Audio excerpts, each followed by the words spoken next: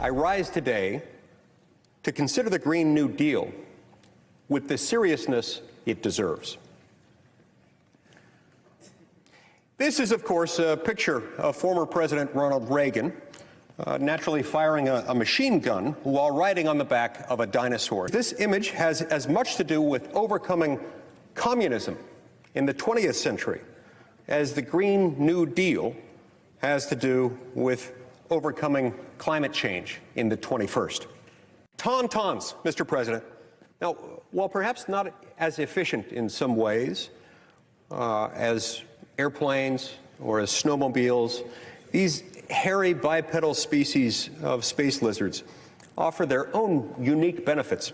All residents of Hawaii would be left with is this. This is a picture of Aquaman.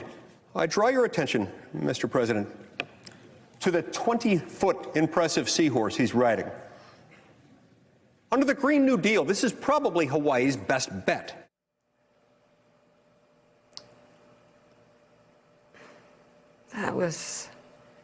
That's so bad. As Republican Senator Mike Lee, Utah, trying to poke fun at the Green New Deal yesterday, the Senate failed to advance. That's all you got? With most Democrats voting present to protest what they said was a politically motivated show vote by Republicans. Please don't say it was a showboat, because that's insulting showboats. It was a show vote. Let's bring it right now, Congresswoman Cheri Bustos of Illinois. She's the chair of the Democratic Congressional Campaign Committee. Congresswoman, thank you for being with us. Now, I understand Democrats, for good reason, are going to want to talk about health care. It certainly is going to be a huge advantage for them in 2020 like it was in 2018. But I'm wondering what you're thinking about Donald Trump using some statements that have been made by people in your freshman class. He's trying to use the Green New Deal, statements by AOC, some anti-Semitic remarks, and also talk of socialism, loose talk of socialism, to actually distract from that. Do you think Democrats, especially some of your freshman members, need to be a little more careful with what they say so they don't give the president political ammunition going into 2020? Well, yeah, you use the right word, Joe, distract. It's distraction, it's distraction, it's distraction. That's what the president is an expert at. In the meantime, we have had 11 hearings on making sure that we address the cost of health care, the price of prescription drugs. We have had another 10 hearings on transportation, rebuilding our country, the things that we ran on going into November of 2018. We are doing that.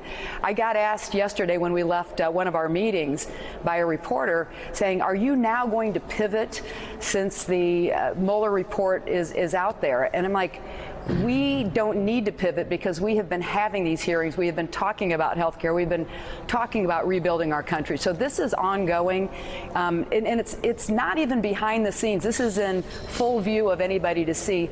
The problem is we, inside the Beltway especially, there's an obsession with all of the distractions that you mentioned earlier.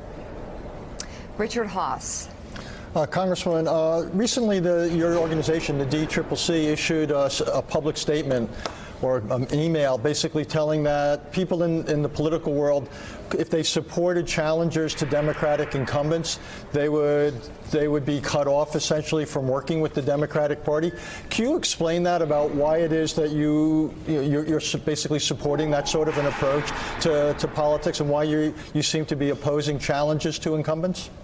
Well, that's much more of an oversimplification than what the reality is. We are telling vendors that we do business with, and keep in mind that the Democratic Congressional Campaign Committee, we will raise somewhere around $200 million over the next couple years. That's a lot of money that we spend with different organizations that help elect Democrats. What I'm saying is, if you're in the business of helping elect Democrats, we'll do business with you. But if you're in the business of opposing Democrats who are in office or the seats that we're trying to pick up, then we probably don't want to do business with you. I think the way that was characterized in your question is an oversimplification.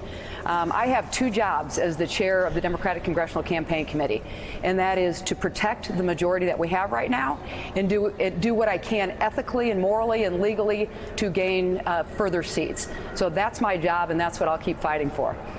Boy, and I'll tell you what, nothing new to see here, because if when I was in Congress there was a vendor that was helping somebody trying to primary me, boy, everybody up and down the line would be hearing about it. You don't undercut your own members who are trying to hold on to their seats while you're trying to gain additional seats. Nick Confessore of the New York Times is with us, and he has a question. Nick.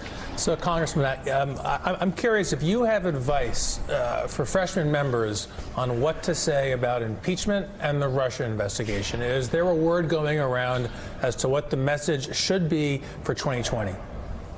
Yes, healthcare, rebuilding our country. We already passed H.R. 1, which is the For the People Act, to clean up the mess in Washington, D.C. Look, the Mueller investigation is completed.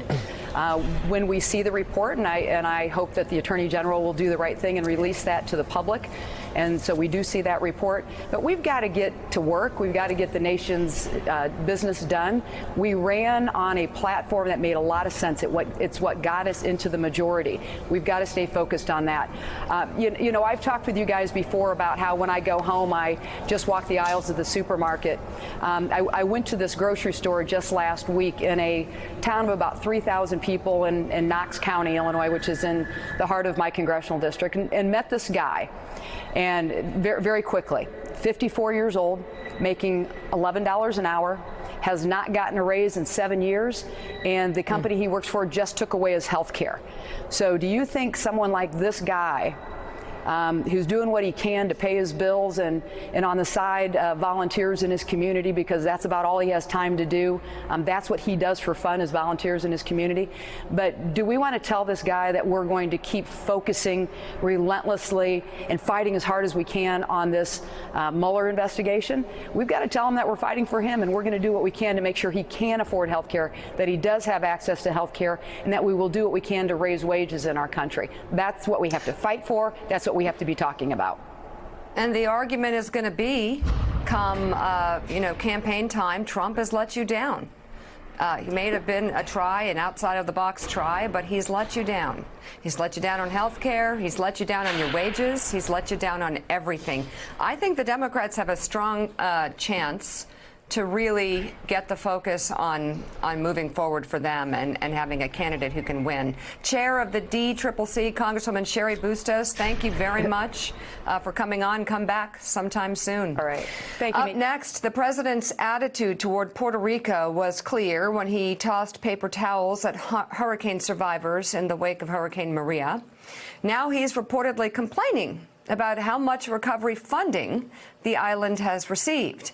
We'll have that new reporting ahead on Morning Joe. Thanks for checking out MSNBC on YouTube, and make sure you subscribe to stay up to date on the day's biggest stories. And you can click on any of the videos around us to watch more from Morning Joe and MSNBC. Thanks so much for watching.